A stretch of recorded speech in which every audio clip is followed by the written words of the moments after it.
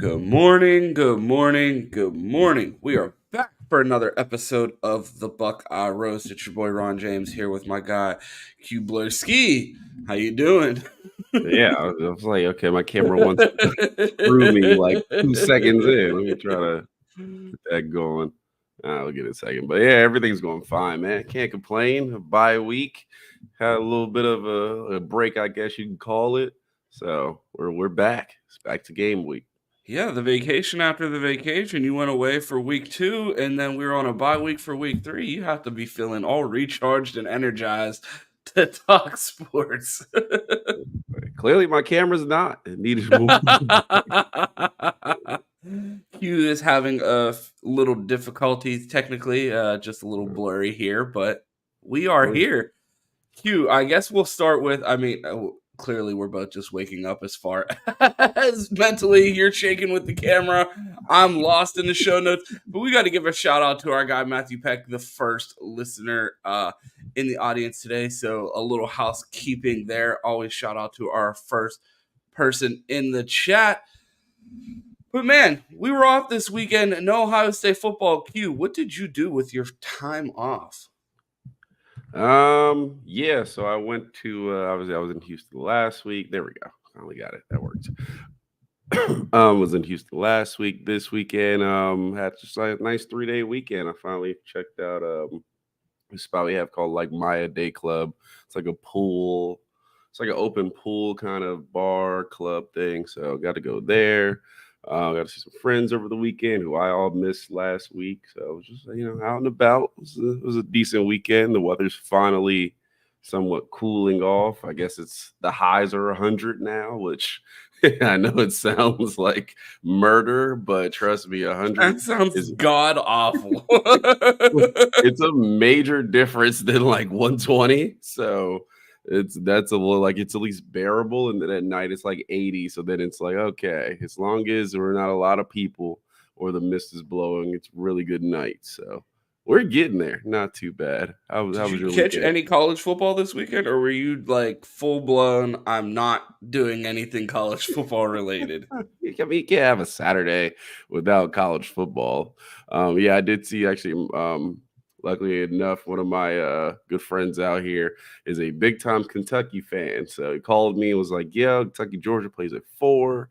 Like, let's go watch the game at the bar." And I didn't know it was going to be that close of a game, so I did basically watch almost the whole Kentucky Georgia game. I think second quarter through, I watched all of that. And obviously, I caught some other college football, Colorado State for a bit.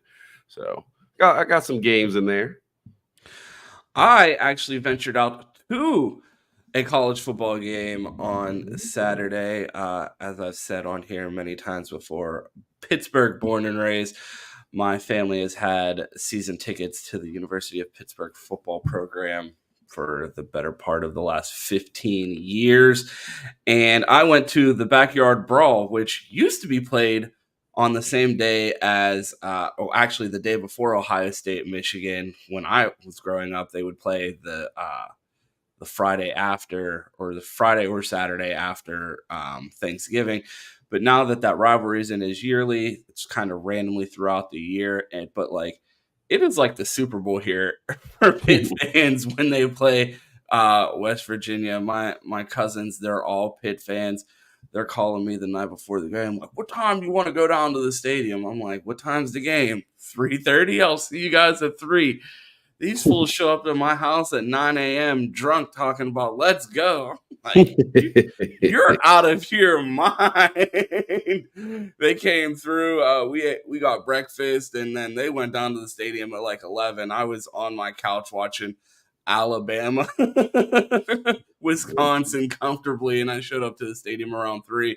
But man, it was a madhouse down there. You would think that it was two teams that like weren't battling to be bowl eligible with the energy that was around that stadium. It's a forgotten rivalry in college football, and it was a hell of a game. I mean, West Virginia was up by 10 with 3 minutes left in the game and ended up blowing it, and Pitt won in front of their home crowd. So it was a good game to watch on Saturday, and then I got home in time to watch the Kentucky Georgia game, which I feel like I feel like I'm the curse. I'm the reason why Georgia pulls these games out because I always miss them early, and then I see oh, Georgia's about to lose, and I put it on, and they just like start looking like Georgia every time. So that game went about as expected. I didn't think Kentucky was going to be able to get it done, and they didn't.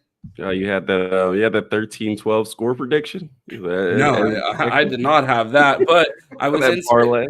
I was in Spaces last week, and I heard some of the dumbest takes that I've heard in a long time, and it's like this is why I don't come into Spaces anymore. Someone told me that Georgia has better running backs than Ohio State, and not just 2 deep, but 3 deep. I think their third running back has like maybe 30 yards through 3 games now. Yeah, So yeah. that's interesting. I think ETN's really good, but I can't quite co-sign that. I thought Jackets was the best in the Big Ten last year, or at least one of the top two. So not gonna co-sign that one. You have, I guess. That's what we play football for. We will see. But no, that sounds fun. I might have to actually. I'm glad they kind of moved it up early. That way, if you tailgate and all that stuff, it's still fine weather outside. So I'm sure it is up there. So earlier in the season, you're not freezing. That's the best time to be drunk at 9 a.m. Yeah, it was like not in Pittsburgh. Like it was like 86, which is like you ever see those articles in Britain where there's like people dunking their heads in the water fountain when it's like 75 degrees. They're like, we don't have air conditioning over here. Like, and you don't understand how hot it is, bro. I know you're in Arizona; it's 100 degrees, so you're not trying to hear about how hot it is when it was almost 90 in Pittsburgh, bro. But you used to live in the north. It was warm yesterday. Yeah, on Saturday, I should say. I remember the days of winter and it's cold you speak of. Oh man, no, most definitely. I'm like, hey, if I'm gonna tailgate, I'll take 86 over 36. That's all I'm saying. Absolutely. Oh man, but no, it was a good weekend, man. Cannot complain at all.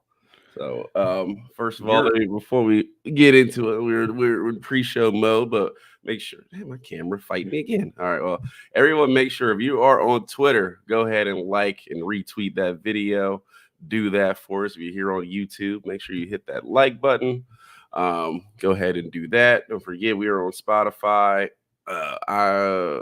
iTunes, all that good stuff. So make sure you get over there. If you have not subbed to get the daily feed, go ahead and do that. And if you don't watch and you're like, man, I gotta work. I don't got time to watch you two for an hour in the morning. I don't have time to look at here and do all that. Well, just go ahead over there. You don't have to see us. Put in your AirPods.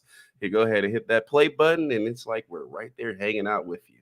So make sure you do that. Ron, you got anything else before we go ahead and jump into these notes we got? Nope. And it's your go from here. All right, that's all on me. So if the show sucks, blame Ron. So we didn't get to talk about this on Friday, but do we really have the return of the Pac-12? So news hit right on Friday. So the Pac-12 has officially announced the additions of Fresno State, Colorado State, Boise State, and San Diego State, and they are looking at Memphis, Tulane, Cal, and Stanford. Is Pac-12 After Dark back? I mean, Pac-12 After Dark might be back, but is the Pac-12 back? I don't know, man. It looks like the Mountain West with Stanford. I don't know how much that is the Pac-12 without, Oregon, Washington, USC, the rest of the flagships that used to carry it and now are in the Big Ten. I guarantee they have to be like regretting their decision of a lot of these teams leaving and not just figuring out a TV deal or trying to work it out. I mean, I'm sure the Big Ten schools are happy with the money that they're making, but the Pac-12 seems to have really fumbled it, and they're getting it back. I was talking about the new Pac-12 commissioner. I said, if they're able to stand this conference back up and get a TV deal and secure themselves an automatic bid into the playoffs, that's going to feed that person's family for generations, because whatever job they have after Pac-12 commissioner, they're going to get paid a whole lot of money to do it because they just fixed a miracle. So that's something that I want to keep my eye on, where the Pac-12 commissioner gets their next job, if they're able to pull off this miracle and finish reuniting the conference and get their automatic bid back to the playoffs. Yeah, if they could do all that, they're gonna make quite some money. And like you said, it does look like the Mountain West. Again, I am very surprised they've somehow managed to hold on for a season and get more teams to come. It's a bigger brand, but it's kind of is the same thing with a different logo. I don't know if they're gonna be managed to get a automatic bid in there somewhere, but I mean they already have the brand. If they can get a quality TV deal and get those things going. But I know they are regretting losing some of those teams because I don't think those teams are going to the Pac-12 or I mean not Pac-12, the Big 12 are coming back. So we will see how they manage from here. I threw this question in there. Do you feel bad for the Mountain West? Because they're basically like, hey, just come over here and hang out. No, because I feel like right now any team that isn't in the SEC and Big 12 or the SEC and Big Ten should be looking around and figuring out how to stay afloat. Because I made the joke the other day, like some of these bottom tier teams in like the ACC, the Mountain West, some of these FBS schools that aren't in a major conference or in a conference that are dying have to be looking around and wondering what the future is of their football programs, especially as it looks like this sport is moving towards a two conference system, and they have to do whatever it takes to keep their football programs relevant and afloat until they can find what the new landscape of college football looks like and hopefully secure a position in whatever that looks like, because it seems like if this continues to condense and the playoff continues to exclude like smaller conferences like the Pac-12 don't get automatic bids, who knows how many of these teams are actually realistically competing for the college football playoff championship in a few years? Is there a lower division? Do some of these football programs collapse? It may not be in the next 5 to 10 years, but as the sport continues to evolve and it feels like it's moving more towards an NFL model where fewer teams are able to afford to compete in this landscape, I think a lot of these teams need to look around and figure out, how do I keep this football program afloat? And if that means attaching yourself to a conference like the new Pac-12 instead of being in the Mountain West, I think that takes them closer to the college football playoff than it does staying in the Mountain West. Yeah, no, money talks. I mean, we see it every weekend with these teams that go and pull upset wins of how much money they get paid to go play these road games, and then some of them do pull it out. So you get a win-win there, but I'm right with you. The money is the most important thing. Got to support your sports, and the name of the conference. It means it's a lot easier to sell your advertisement. Oh yeah, Pac-12 than a Mountain West or any of these other small conferences that you may not see them play on a week by week basis. So I'm with you there. We will see if they return to the power conference they once were, Heisman's championships, all that good stuff. Washington State looked like they were playing some ball this weekend, so the next USC out there in the West. All right, your boy Sherrone Moore. This is who's broke. My boy, what? Boy, Sherrone Moore. I know I don't y'all, know I know him. y'all know, man. I do not know that man. All the successful people in the North hang out together. I know. I know y'all cross paths every now and then, but news broke at the end of last week after all the news came out that he hadn't signed a deal yet. He finally signs his deal with the team up north. So, Ron, reaction to that? He finally signs his deal, wants to get everybody off his back. How you think it's going to go going forward? I feel like the NCAA is gonna have something to say about that contract. I mean, I feel like that was a whatever they did, they had to have calmed the media storm. It was. I feel like the noise was getting too loud around the program, and that pushed them to get the deal done, or they would have went through the entire season with that fake deal. Um, so I guess shout out to what do they say? I guess bullying still works in 2024, because it feels like Michigan got bullied into letting Bro sign his contract. Did he get the terms necessarily that he wanted?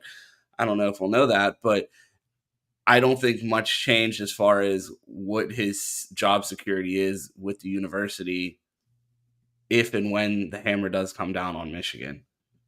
Yeah, I love the picture they showed back from was like January. Then like, then what was this? He's with a pen, just hanging out and signing his autograph. Yeah, I mean, gets the deal done. I mean, I don't know how much longer he's going to be around to continue to have good battles with lower tier schools, but hey, Bruh, it had nothing to do with cheating. It's because they don't have Jim Harbaugh, who's 2-0 in the NFL. If they still had their great NFL coach, they'd be doing fine. It's not Sherrone Moore's fault. Well, like some other teams in the Big Ten, I just have a feeling they'll pick it up eventually.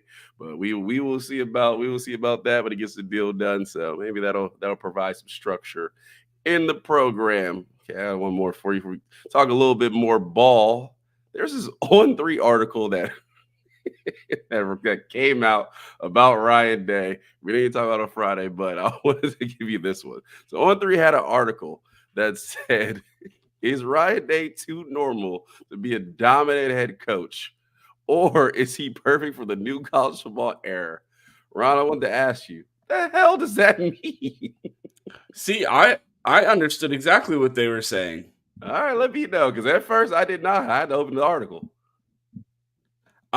Because is Ryan Day too normal? Because he is a modern day Gen Z head coach. He understands these kids. He's not screaming at them. He's not kicking his kicker like Urban Meyer. He's not breaking down. They talked about this. It wasn't in this article, but I was reading a different article last week that they were talking about the death of breaking down freshmen when they get to college. That doesn't happen in college anymore. They used to break them down to a point that they wanted to transfer and then lift them back up to let them know, like, oh no, you're gonna make it, you're gonna be back. They're like, that don't work anymore. You break a kid down and tell him that he stinks and he needs to transfer, he's on the phone and in the transfer portal already. They can't coach like that anymore. And everybody calls Ryan Day soft and says he's not tough.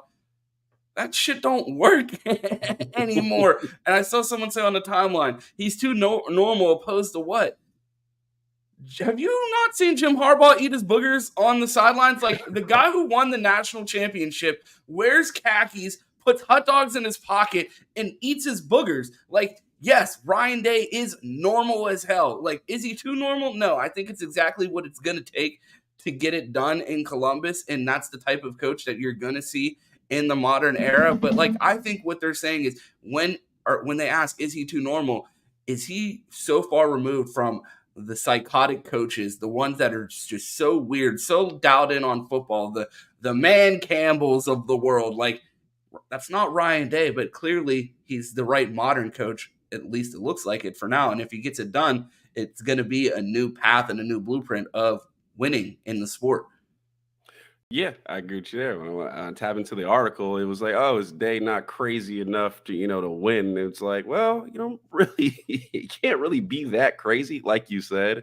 And two, I mean, it's not like people don't get cussed out on the sideline. I mean, you go ask Kyle McCord every time he returned last year how he was getting chewed out, along with plenty of other guys that we've seen. So I think Day has set the blueprint. And when I look at, I guess they compare it to Nick Saban, who we all knew who's just like batshit crazy running his locker room, and other guys. It's like if I look at Kirby Smart, I don't look at him like he's some insane guy. Now, if you F up, you're gonna hear about it, or you'll get a badass pregame speech where you're talking about, yeah, we're about to go F the other team up. But outside of that, I mean, you look around college football, everybody seems pretty chill. Like, there's very few guys out there where it's like, yeah, I'm kind of scared of this guy going to practice every day. Very few. But I mean, even like you put a Lane Kiffin next to Ryan Day. Ryan Day is normal in comparison to Lane. I know Lane hasn't got it done, but I mean, it feels like the death of the insane, like, egomaniacal college football coach is almost ending. Yeah, I mean, well, Lane's different. I feel like Lane's like damn near in college himself, where you might see him like pull up to the party after be like, yo, coach, it's literally Blue Mountain State. Do you think he'll ever shed that perception despite Lane being damn near 50 at this point? I mean, probably not, but I'm pretty sure if you're an 18-year-old picking your college, that's not, you're like, yo, we're gonna score a lot of points. And my Like, how long does Lane get to pitch himself as the fun young guy? Lane is fucking 49, bro. and my coaching years with me, so sign me up. Let's go. Committed to Ole Miss. I think I mean, Lane still looks good for his age. I think he could pull this off for another 10 years. He's got Shoot your time shot, left bro. in The the tank. floor is yours, bro. You got something to say to Lane. Let them know there's 300 people watching. If you're Lane Kiffin out there, hit Q's DM. The rest of you like and comment on the video and throw a retweet on If there. I go out with Lane Kiffin, I promise you it's going to be a week full of. We don't have to write no shows. It's going to be a week full of stories. And Lane, I know y'all got those private jets out there. Give me out the Old Miss for a week. Best damn media will cover it. I'll have somebody holding the camera, and we're going to see how y'all really live out there. So Trying to get flued out by, yeah, by Lane fly me Kiffin. out. They don't call him City Boy Q for nothing.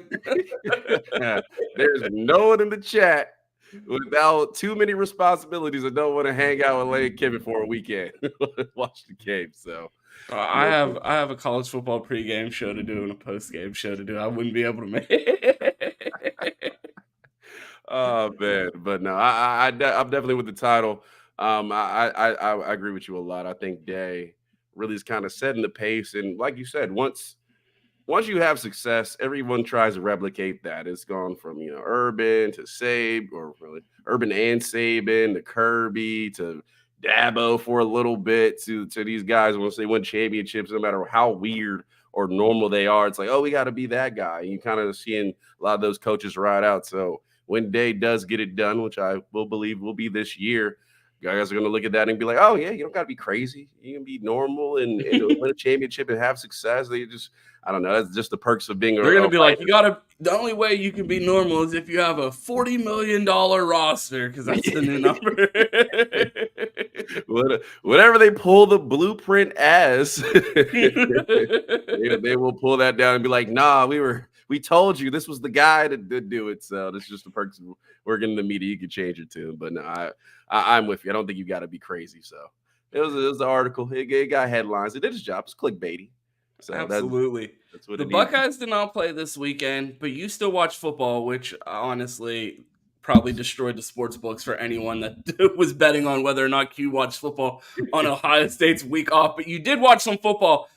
What did you see out of the Georgia Bulldogs? I watched the second half of the game. You started watching in the second quarter. What were your takeaways from this team? Because coming into this week, that was the team that I was probably most impressed with / most fearful of outside of, probably Georgia looked like the best team to me, at least coming into this week. Were you surprised by their struggles against Kentucky? And what were your takeaways? Oh, I was very surprised, especially the way I mean, we really don't know how good Kentucky is, but they just went last and got destroyed by South Carolina. So I was like, well, unless South Carolina is the best team playing football, but clearly they're not. We just saw them go to LSU and blow 17-point lead.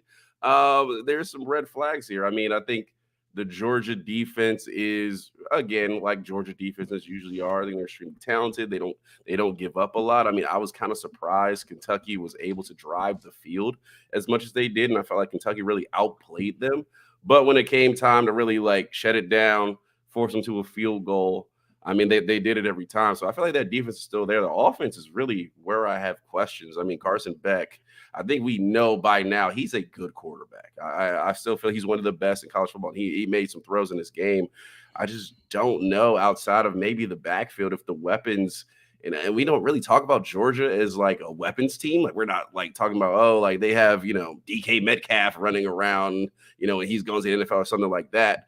Outside of the tight ends, I'm like, I don't know if they really have the weapons to, again, get in the gunfight. I mean, I thought they did, but they haven't played anybody. So if you can't score against the Kentucky defense, I expect them to play better down the season. That does give me some concern because I didn't see a dude where I'm like, oh, I'm really worried about him, especially against the better defenses in college football, which Kentucky really isn't, as far as I know. So we will see, but it does give me some concern if you drag them in the deep water and put them in a game where they really got to score points. I mean, can they do it?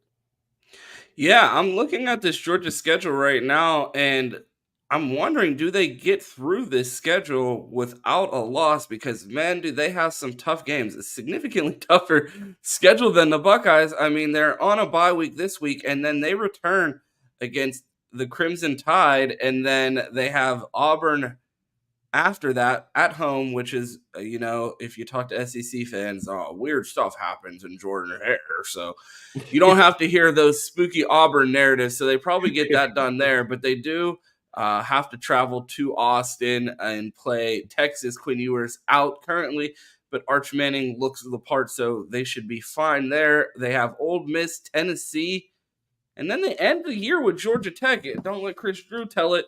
That might be a problem for them too. So, I mean, this Georgia team, I don't know if that was their Akron game of the year where they come out sleepwalking and just don't turn it on ever and just get out with the win and move on, or is that going to be something to keep an eye on, especially with their schedule? I mean, do you see many losses in those remaining games? I mean, they have 9 games left, 3 ranked opponents. I mean, top 15 opponents. Um, I feel like maybe it's a little bit of their aggregate game where they just kind of like sleepwalk a little bit. But one thing you cannot fake, and this was happening all game.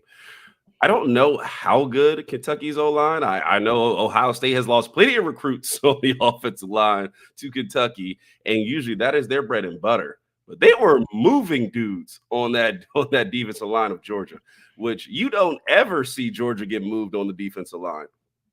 So that was kind of the biggest surprise to me. If you go back and you watch that run game from Kentucky, you're like, oh, we got something here. Like, maybe it's a fluke. Maybe Kentucky has the best offensive line coach in the country. Maybe they're more talented than the name on the jersey would give you to believe. But yeah, Chip Trayanum didn't even play, and the running backs from Kentucky looked like they were pros. I was just looking up the box score to see what Chip did. What was he out with? He's had a broken hand since camp, so he hasn't played yet. I know my buddy and them are waiting for him to get back because the Kentucky running backs that they have don't quite run it with as much power. But they got a couple of young backs who are really good. The way they're running the ball, if you watch it, you're like, all right, these dudes, they found some diamonds in the rough. I don't know the recruiting rankings, but those dudes could definitely run the ball. So, and especially the way the offensive line was moving people, it was like, all right, like it's cut on the tape right there. You got a little bit of a blueprint here. But I tell you, they were not running stretch. They were running power, and they were running right to Georgia. So maybe their defensive line isn't the same this year, but I'm saying there's some chinks in the armor that they got to get figured out, especially with a big game like Texas coming up and that SEC vaunted schedule that they have where everybody's ranked. Even I don't know if everybody deserves to be ranked, but everybody's ranked. So you're gonna have to pull it together. But I think Georgia will be fine. I just think there's some things you can take out of that game and for later down the season and say, okay, this is something they got to address or it's gonna be a problem in the playoffs.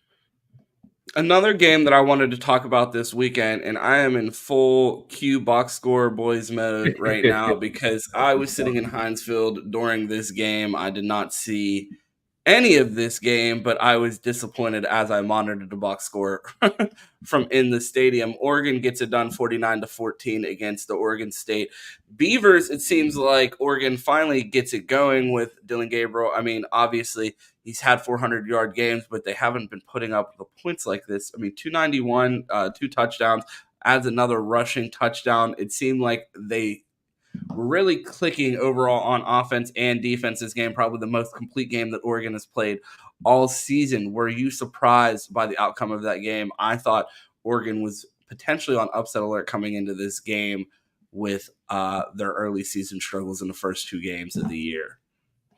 Yeah, I didn't quite feel like they were on upset alert, but I felt like this game could be close. I don't know how good Oregon State really is, which a lot of these teams, like we don't know how good these teams are until they actually play somebody recognizable. Where you're like, okay, this gives you kind of a point where they are.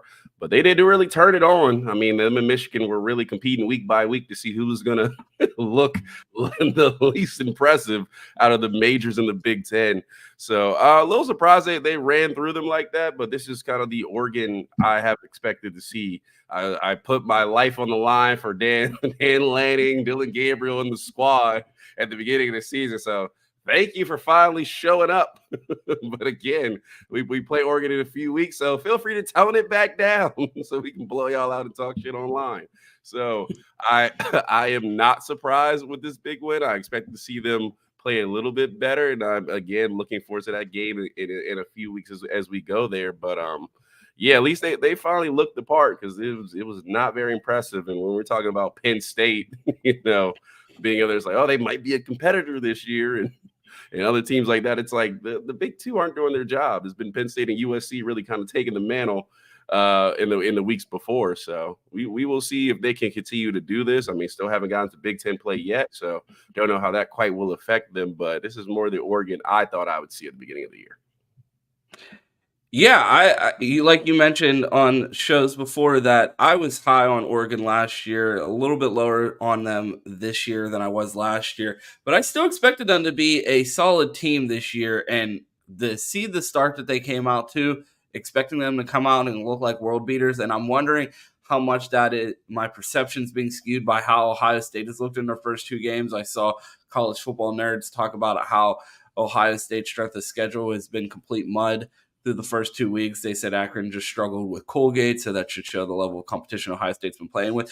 But the mark of a good team is a team that goes out there and handles business when they play bad teams as well as good teams. And to see that they're at least handling whatever's on their schedule, they're doing the best that they can as far as what they're being asked to do. So it's going to be interesting to see if the Buckeyes are more flawed than we suspect once they start playing tougher opponents. The Buckeyes did not play this week, as we've mentioned a million times, and as many people painfully suffered through this weekend without any Ohio State football. But there were plenty of Buckeyes getting active in the NFL on Sunday, none of which play for your Ravens that fucking stink. My Oh my God, does anyone else smell that? It's not in the Jeez. show notes at all, sir. Jeez, No spot in here jeez, where I do see those Ravens stink? Almost as bad as the Bengals. Not Y'all gonna win a game or what? When do y'all start? When do y'all start your season?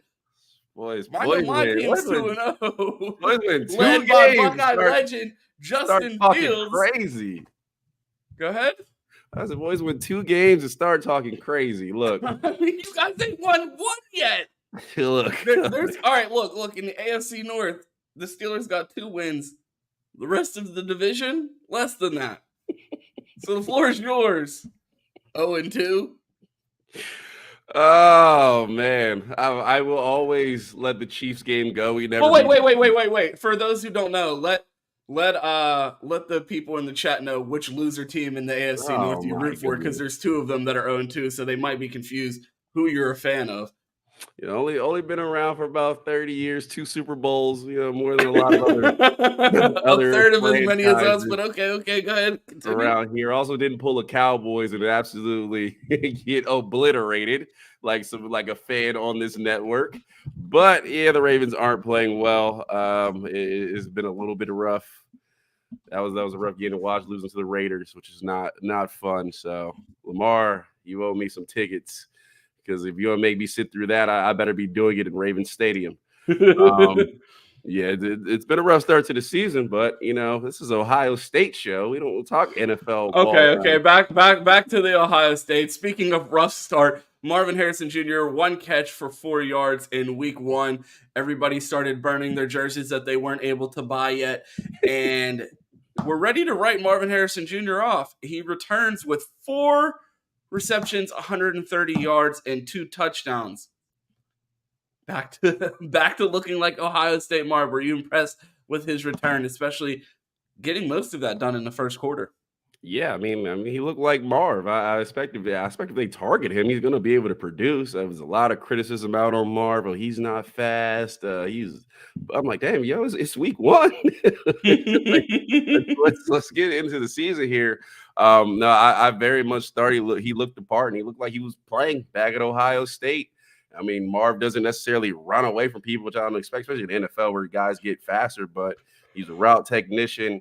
He has great ball skills, as we've seen, and all the fundamentals are there. And I thought I really loved that play where he adjusted his route for the second touchdown and then ran away from guys and dove into the end zone. So I expect Marv to do well. I know certain quarterbacks that it's not his job to get Marv the ball, but Kyler Murray, you might want to put that on the agenda, because when you do, good things have happened. The team looks completely different as they blow out the Rams by like 30.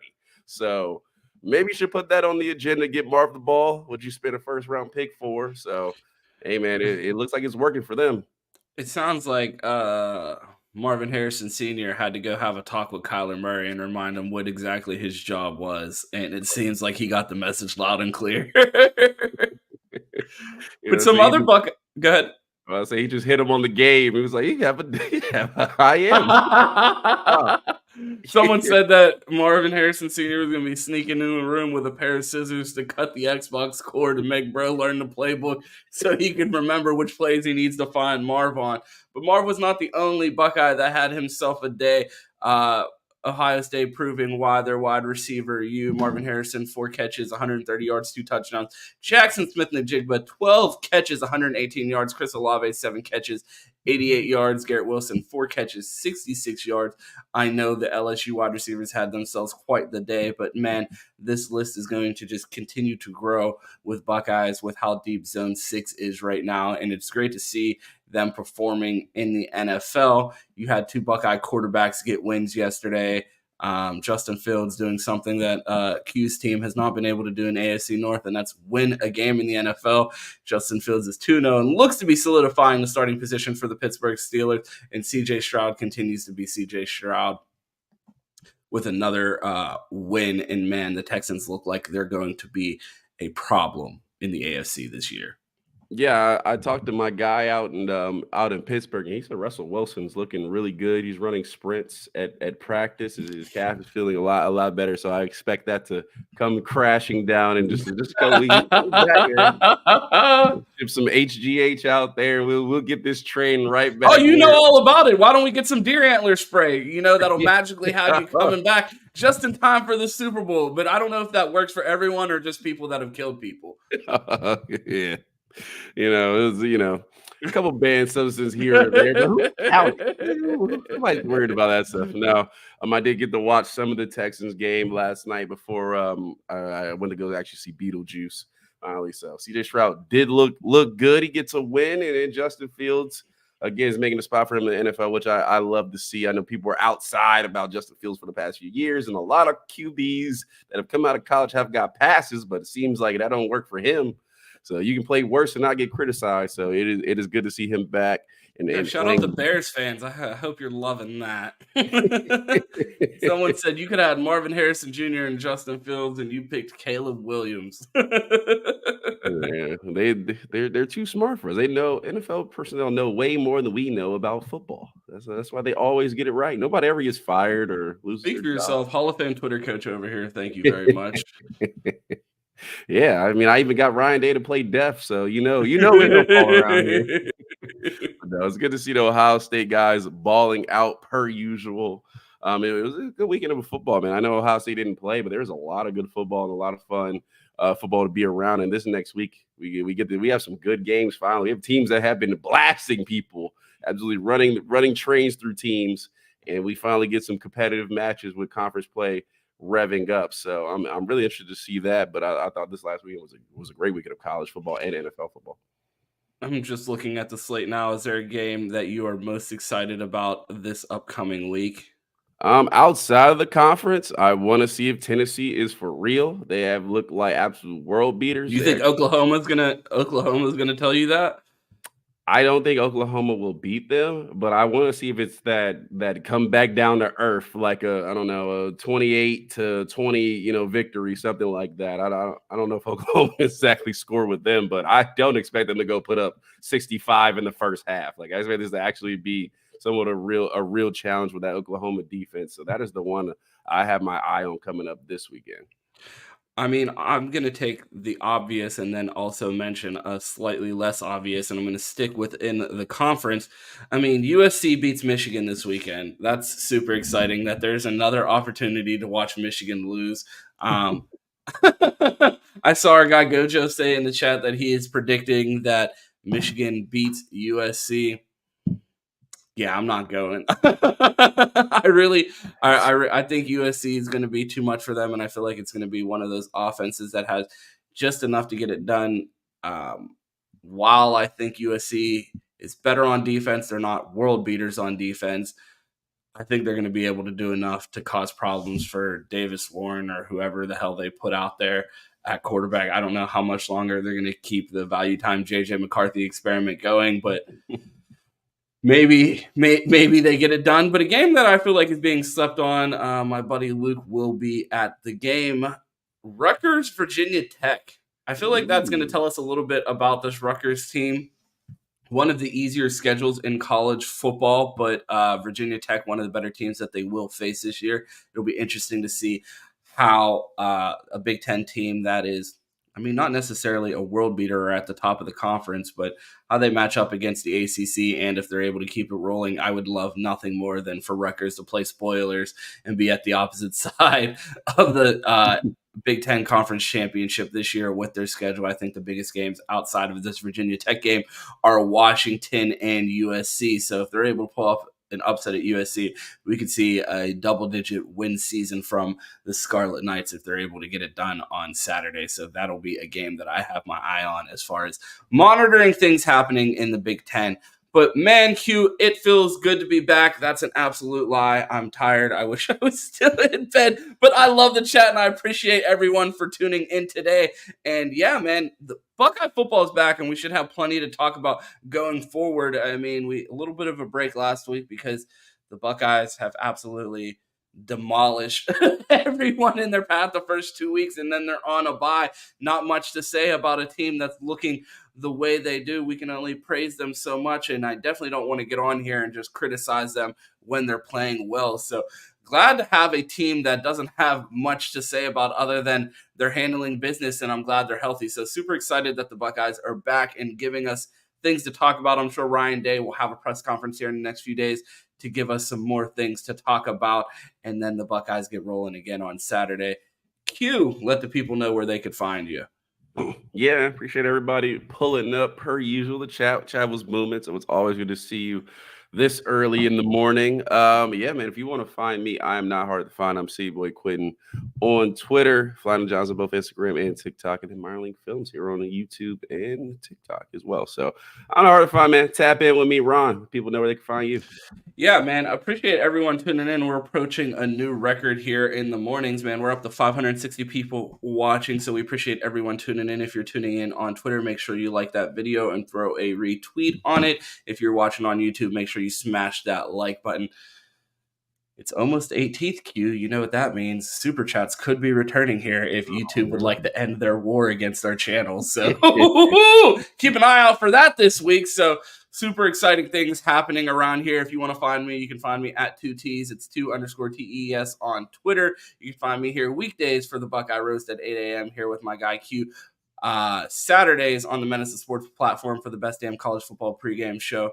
Wednesdays and Saturdays on Bleacher Report with my guy Chris Drew, and then Sundays here for Buck IBS. We appreciate everybody tuning into the show, and you know how it ends. Go Bucks and OH. Ayo. Mama.